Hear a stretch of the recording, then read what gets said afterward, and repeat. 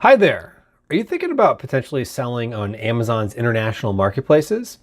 Well, my name is Kevin and I'm from maximizingecommerce.com. I help people build e-commerce businesses that they can be proud of. And I get the question all the time, is selling internationally right for me? Well, to be honest with you, I'm a huge proponent of selling internationally. In addition to having a service where I help people expand their existing businesses to Amazon's international marketplaces, I also know that not quite everyone's going to be the right time for them to go into an international marketplace. Maybe it might be in the future, or maybe it's just not the right thing for their business. So just to be fully upfront with you, I put together actually a list of 6 reasons why you might not want to go into international marketplaces. And this is really more not on the what happens when you go there, what are the things you got to do. This is more just things to consider with your own situation and with your business to know if now is the right time to go to international marketplaces. So first off, if you haven't started selling on Amazon.com or wherever your local Amazon marketplace is, so if you're in the UK, at least start in the UK. I would at least start in your own home marketplace. So for example, if you're selling in the US, I wouldn't branch out beyond the US until you've at least started selling. Sometimes people think like, well, I heard the competition's pretty fierce in the US, so I'll start in Germany. I don't think that's necessarily the right way to go. I think start, especially if you live in the US, start in the US. If you live in Canada, maybe even start in Canada. Although you're a close neighbor to the US, that you could at least start in the US as well. But before going into other international marketplaces, start with your home country or at least the US. Then another second reason here that I would say you should not sell in Amazon's international marketplaces is if you have minimal sales or minimal products. And this is a very debatable topic. I actually was talking to an 8-figure seller who, in his opinion, and he had, good reasons of why he felt this way. He thought until you're making about, $1 million or $2 million a year, should you even consider selling in Amazon's international marketplaces? I disagree with that. My own personal opinion was I started selling back in 2016. I was just rolling out my second, third, and fourth products, and I had one existing product on Amazon. And my sales weren't necessarily huge. Like for example, when I went into Canada, Canada had or they still have this rule that you have to register for their federal sales tax called GST if you have sales of at least $30,000 Canadian, which is roughly $22,000, $23,000 US at the time I record this. But if you had at least that amount of sales worldwide, not just in Canada, but somewhere in the world, so that included my US sales, I technically didn't have the sales where I was required to register for their GST, their federal sales tax. So think about your own sales and is it worth it? Because like, for example, if you go into Canada, you can expect 10-15% of your US sales, generally is what people, it's not guaranteed of course, but generally people will see 10 to 15% of their US sales they'll see in Canada. And similar type numbers, maybe even a little higher in UK.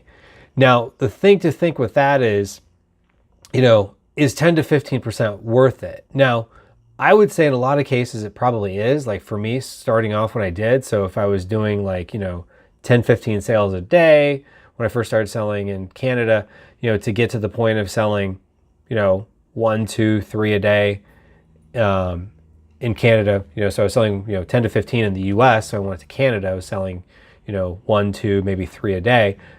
That was worth it because that adds up over time. 3 a day, let's just say 2 a day, that's about 60 a month, that's 720 a year.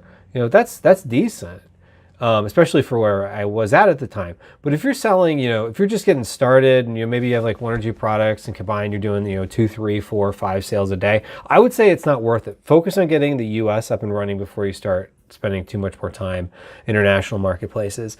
But as I've said before, there's all kinds of different opinions on what is the right amount of sales volume to branch out into international marketplaces. Now, I don't think you need to go into every international marketplace. I recommend people start in Canada, then go to the UK, and then maybe Germany after that, possibly Australia, although I'm still evaluating Australia. But I definitely think you should at least start in the US, get some sales going. And again, there's people that think you should wait until higher amounts. And then I'm of the opinion, it doesn't have to be huge amounts. And I don't regret when I went into international marketplaces. But, if you're doing a few $100s a month in sales, it's definitely probably not worth it to you. Now, what that threshold is of when it is worth it to you, that's totally a business decision that you got to evaluate, especially with how much time you have to invest in all this. Then the next reason I would say is if you're focusing on FBM, because if you want to do if you want, really the best access to rates and shipping times and all that, you really need to do FBA, which involves taking some of your inventory. It doesn't have to be a huge amount, but at least taking some inventory and shipping it off into Amazon's warehouses in Canada.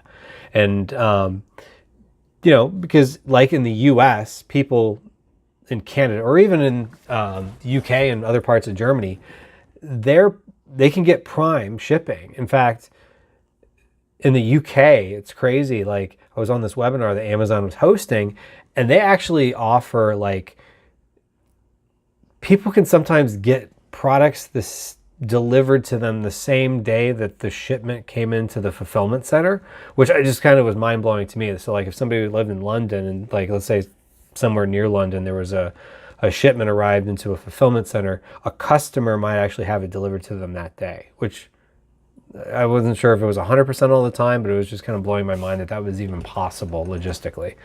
I'm even excited when my stuff's up for sale the day it's checked in, let alone somebody has it delivered to their house. But anyway, I digress a little bit on that one. I wouldn't go into the international marketplaces if you're focused on FBM.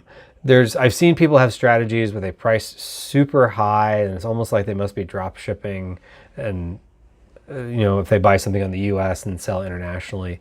So I wouldn't do too much of that. And if you're doing retail ARB, I'm more in favor of if you have your own brand that you're selling internationally. So I'm lumping all that in with FBM. I know retail ARB isn't necessarily FBM, but I would say that you have a decent amount of products would really point to in the FBM. If you're doing FBM, I would not suggest going into international marketplaces necessarily, unless you had a warehouse to work from. But that's really outside of my expertise. But I would say if you're just looking to do FBM, I wouldn't go into the international marketplaces, my personal opinion anyway. Then also if you don't speak the language. So I always recommend start, in the US, then Canada, then UK, Canada just because it's close to the US. And then get your feet wet and learn what it's like going into international marketplaces before you start going into, like maybe Germany or Japan. One of the challenges I've found when you go into the foreign language marketplaces, unless you're a native speaker, it's really hard to quality control the translations you get. And what I've found is, like, let's say you get a translation and it seems like it's okay, looks like it's okay. You put it into Google Translate and it comes back and it looks kind of like what you gave them. So, like, okay, let's go with it. The hard part is you don't know those nuances of speech like a native speaker would know, so it makes it really hard to translate. And I've even had this problem, like when I went into Japan, Amazon translated my listings for me. I'm not speaking ill of Amazon or whoever they use to do translations, but I've not had a lot of luck, and I kind of got alluded to that maybe that might have been one of the issues, was that the translations weren't necessarily the best. And I think some of that is cultural aspects of Japan and how you do copywriting in Japan. It's not just a literal translation. It's like they think of things a little differently. So that's more just what I've heard. And it's hard to know that when you're not the native speaker. So that's just, again, my opinion. I wouldn't go into if you're not a native speaker, at least initially, because you got all these other things to figure out. Then also, if you feel like you're chasing shiny objects, ask yourself this question. Is there a reason I'm going into an international marketplace because I think I'm going to make, additional, 10, 15, 20% sales or whatever the case is? Or is it just, ooh, that sounds great? I think in your long-term strategy, it should be you should go into international marketplaces, and maybe now is the time for you. But just the thing I would caution people is it the grass looks greener in another country? Because at the end of the day, the grass is always going to be greenest where you water it. That old saying. So maybe it would make sense to go internationally, or start selling in international marketplaces. But is that because you haven't done PPC yet in the US, or you haven't tried optimizing your listings, things of that nature? So, or is it, you're thinking about going into, and I've been guilty of this. So some of this is from personal experience, where you're thinking about like trying all these different things because you kind of want to throw a bunch of stuff at the wall and see what sticks. I'll save you a little bit of that. Like, I think try one thing maybe at a time, at least, maybe in the span of a quarter. So like if you think you're going to put a lot of effort on eBay and Etsy, and you want to go into Canada, maybe don't do all that all at once, because that's a lot of shiny objects to chase after. And, there's a learning curve in all of that. Now, I think international marketplaces don't have that much of a learning curve. You just kind of got to learn, like, what are the tax situation, like, how do they resolve their sales taxes, and, how do you register and stuff like that. I don't think that's too difficult, but it is a challenge. That when you're going to a foreign marketplace, you have to learn a little bit. But when you go into eBay, you're learning a whole new set of rules, how their platform works, how their algorithm works, what their customers are like, and what their customers' expectations are. Same thing with Etsy. Then when you go to these different marketplaces, these other marketplaces, or maybe you're going to try something with your own website, those are all great and things you should do. And just as I think international selling is something you probably should do, but just you can only divert so much time. So give yourself, maybe plan out over the course of a year that if you do think you have the sales and you have the products and you do think it's probably going to be something you want to do, look at when is the right time.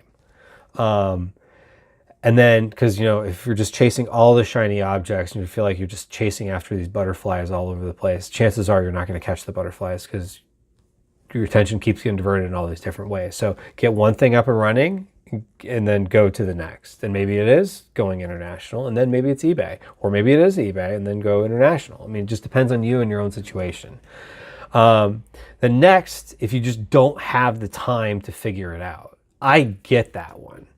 I had a full-time job up until fairly recently as I record this, for about 3 years, first 3 years of me running my e-commerce business, I had a full-time job. And, there was weeks I was working 60, 70, 80 hours a week at my job and then trying to balance the business.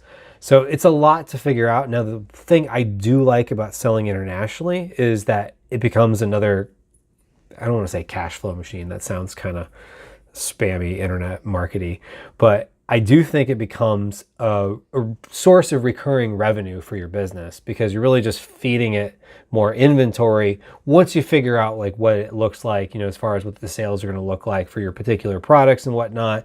You get your PPC dialed in. It's more autopilot in like Canada and the UK than it is in the US. My personal opinion anyway, once you get up and running. It's like some initial work on the front end, which is something to definitely keep in mind, is that, there is work to figure out and knowing what those steps are. And once you get them up, you're kind of up and running. But it is, either way, it's an investment of time. And at the end of the day, you only have so much time and there's only so much of you to go around. So that is something to think about. Now, if after having said all that, I didn't scare you away to selling internationally, or you say, you know what, it's time for me to maybe go sell internationally, or at minimum, just explore it. My personal opinion is start in Canada if you're in the US, and then go from Canada. Once you get that up and running, then look at, maybe going into the UK, for example. Now, if you're looking to go into Canada, I have created this download here you can go get. If you go to canadachecklist.com, I have this step-by-step guide where I'm going to walk you through some information about getting started and things to look out for, and I call it a checklist, and it literally has the steps of what you can do to get started selling in Canada. And again, you can go to canadachecklist.com and check it out. And hopefully you found this video to be helpful. And if you did, I'd love it if you can give a little thumbs up. Now, if you have any questions, feel free to leave them in the comments down below. I'm more than happy to answer questions. I love, helping people because, I was there along the way, and that, what I said there at the end about, it does take time to figure it out. If I can help you with that learning curve, I'd love to do that.